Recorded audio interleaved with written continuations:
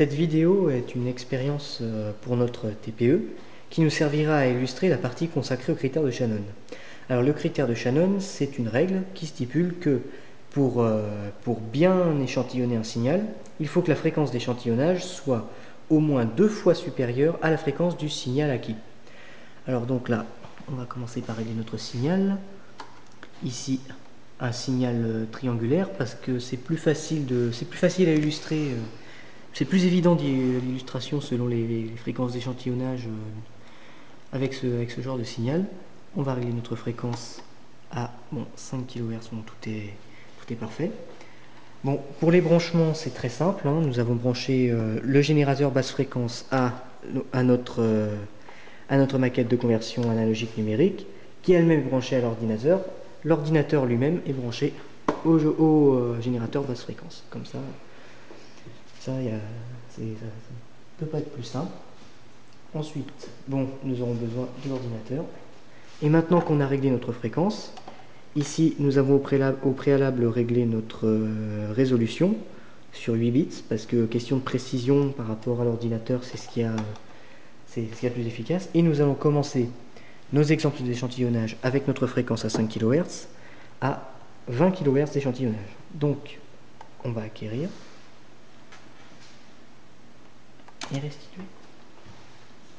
Voici ce que ça donne. Alors, nous avons une fréquence d'échantillonnage 4 fois supérieure.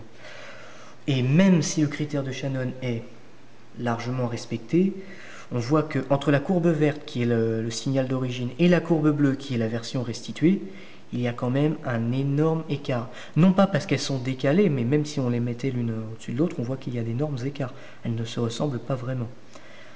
Maintenant, nous allons garder la même fréquence, mais passer à une fréquence d'échantillonnage plus faible. Nous avons une fréquence d'échantillonnage de 10 kHz, exactement 2 fois supérieure à la fréquence d'origine, la fréquence du signal à acquérir.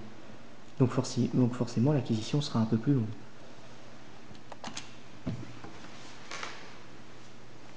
Même si le critère de Shannon est respecté, on voit qu'il y a des écarts tellement flagrants qu'on se demande si c'est le même signal. Voilà, 2 fois, c'est à peine suffisant. Ensuite, nous allons maintenant mettre une fréquence d'échantillonnage de 5 kHz. C'est égal à la fréquence, mais c'est en dessous à la fréquence du signal de départ, mais c'est en dessous du critère de Shannon tel qu'il est énoncé. On va refaire une acquisition.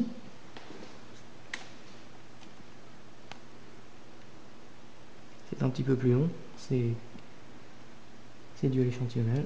Voilà. Et là, vous pouvez voir que ça ne ressemble plus à rien du tout. Maintenant, nous allons faire à titre d'exemple une courbe un peu spéciale. Nous allons nous remettre à 20 kHz, mais nous allons utiliser une fréquence d'un signal nettement plus faible, ici 500 Hz. On va rester sur des 500, des notes comme ça. On va réacquérir et on va voir ce que ça donne lorsque la fréquence d'échantillonnage est supérieure à ce point-là. Enfin, vraiment, quand ici la fréquence d'échantillonnage est 40 fois supérieure. Donc nous allons voir. Ah, c'est décalé. Nous allons refaire une acquisition.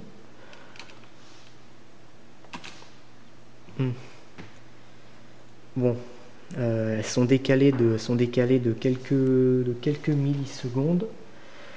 Mais c'est pas grave. Vous voyez que la pente ici restituée, malgré les créneaux, c'est la même pente malgré les créneaux, et que la pointe est plus ou moins assez longue. Disons que c'est un signal qui ressemble beaucoup, malgré que ce soit décalé. Là, c'est décalé dans le temps parce que entre le moment où le signal a été acquéri et le moment où on le restitue, c'est le logiciel qui est comme ça.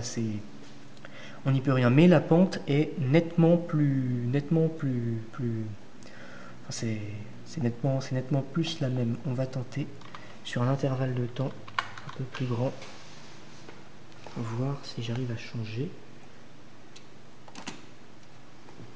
Bon, c'est un peu mieux. On arrive à voir la courbe d'origine, pareil, toujours avec le même décalage, puis la courbe restituée. On va